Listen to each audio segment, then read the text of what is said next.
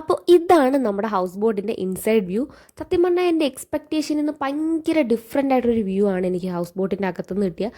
സത്യം പറഞ്ഞാൽ ലിറ്ററലി ഇതൊരു ഹൗസ് തന്നെയാണ്. അതുകൊണ്ടാണല്ലോ ഇതിനെ ഹൗസ് ബോട്ട് എന്ന് വിളിക്കുന്നത്. എൻ്റെ തെറ്റാണ്.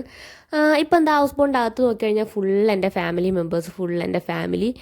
സത്യം പറഞ്ഞാൽ വീട് പോലെ തന്നെ. പിന്നെ ആകെ ഉള്ളൊരു വ്യത്യാസം എന്ന് പറഞ്ഞു കഴിഞ്ഞാൽ നമ്മുടെ ഈ ഹൗസ് ബോട്ടിൻ്റെ ജനലിൽ കൂടെ നോക്കുമ്പോൾ കാണുന്നത് നീണ്ടു കിടക്കുന്ന കായലും ഒരുപാട് ഹൗസ് ബോട്ട് മാത്രമാണ്. ആ ഒരു വ്യത്യാസം മാത്രമേ ഉള്ളൂ. അല്ലായിരുന്നെങ്കിൽ നമുക്ക് വീടെന്ന് തന്നെ പറയായിരുന്നു.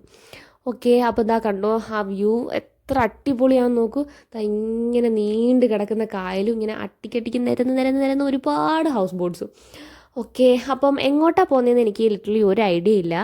ഒരു ഡേ ഫുള്ള് നമ്മൾ ഈ ഹൗസ് ബോട്ടിലാണ് സ്പെൻഡ് ചെയ്യാൻ പോകുന്നത്. പിന്നെ എനിക്ക് ഇൻട്രസ്റ്റിംഗ് ആയിട്ട് തോന്നിയത് ഈ സ്പീഡ് ബോട്ട് ചേട്ടനാണ്. അപ്പോൾ സ്പീഡ് ബോട്ട് ചേട്ടൻ നമ്മളിങ്ങനെ വശീകരിച്ചുകൊണ്ടിരിക്കുകയാണ്, വരൂ നമ്മളുടെ കൂടെ സ്പീഡ് ബോട്ടിൽ കയറൂ. അതിൻ്റെ ഇടയ്ക്ക് ഞാൻ റൂമിൽ കയറി സൈഡാവാമെന്ന് വിചാരിച്ചു. പക്ഷേ ആ സ്പീഡ് ബോട്ട് ചേട്ടൻ സമ്മതിച്ചില്ല. നമുക്ക് സ്പീഡ് ബോട്ടിൽ കറങ്ങാമെന്നൊക്കെ ഉള്ളൊരു മൈൻഡായി എനിക്ക്.